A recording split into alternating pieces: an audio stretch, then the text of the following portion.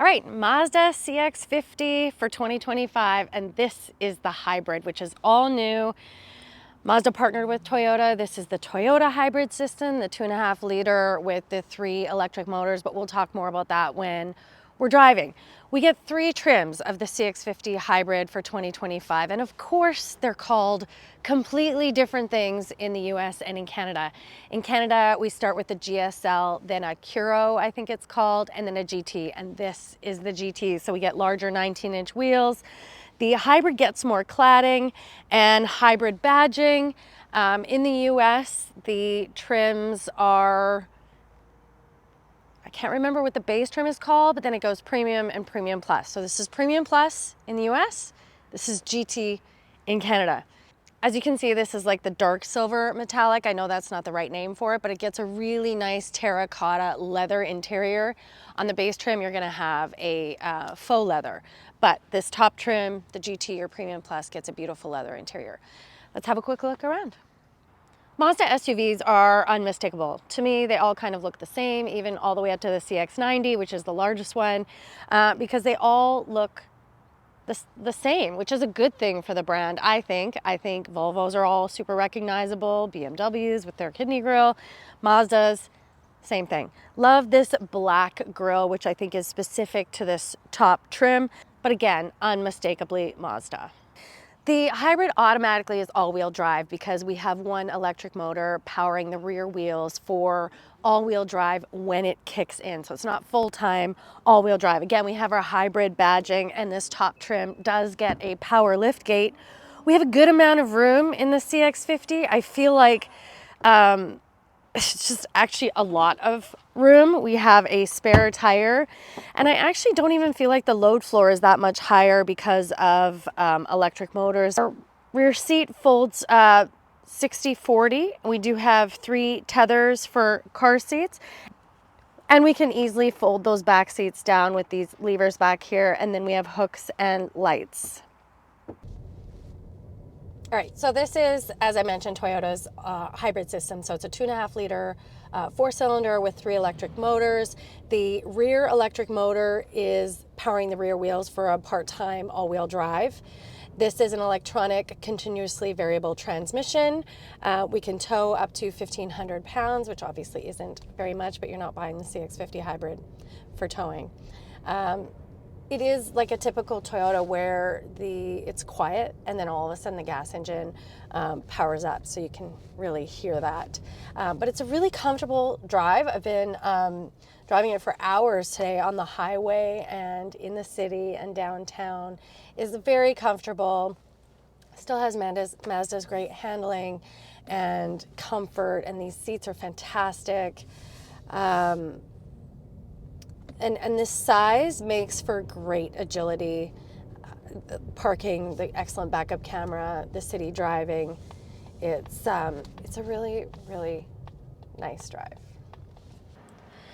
So because this is a hybrid, we have a couple new things on this Mazda cluster. We have what mode it's in. So right now it's in EV mode. I just started it. And then we also get this charge dial here as to when it's charging. So when I'm braking or slowing down, it's gonna charge.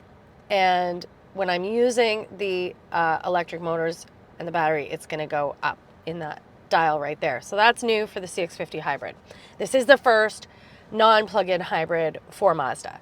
So typical Mazda steering wheel, we have our usual controls, our adaptive cruise control and our music controls. I love their steering wheels, really nice and simple, not too beefy, nice and thin. I like it.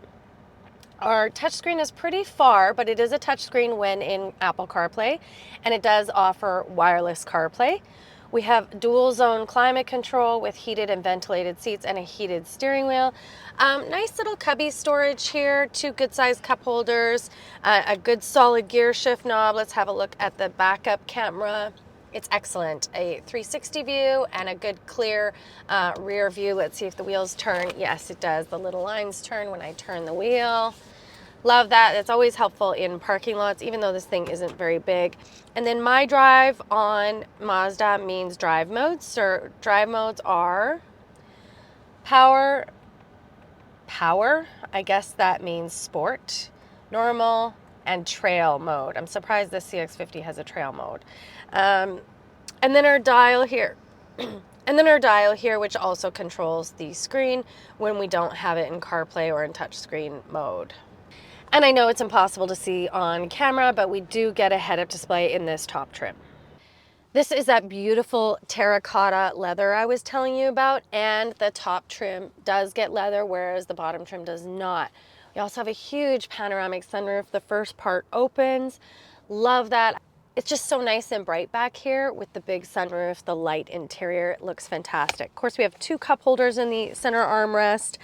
We have latch for 2 child car seats. I love this detailing on the leather. We even have heated seats back here in this top trim. We have 2 USB-C chargers, and I love that the floor is almost flat, giving it more room.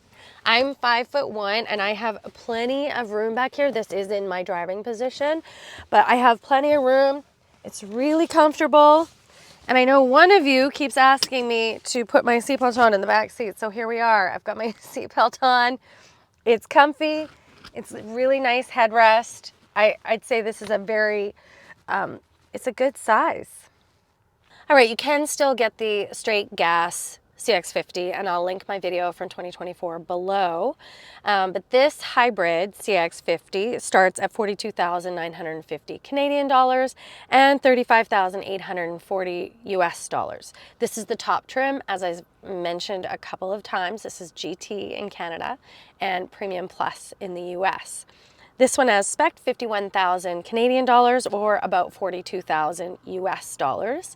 I think the size is fantastic, and if you're looking for a hybrid to save on fuel and efficiency, this is a fantastic small SUV choice. But when I say small, I mean, like, you saw how much space there is in the back. There's plenty of cargo room. There's plenty of room for your second row passengers. I think it's the perfect family SUV. It looks good. Mazda always looks more premium than it really is, and it's a fantastic choice in my opinion. Leave me a question or a comment, and we'll see you guys soon. Please do subscribe.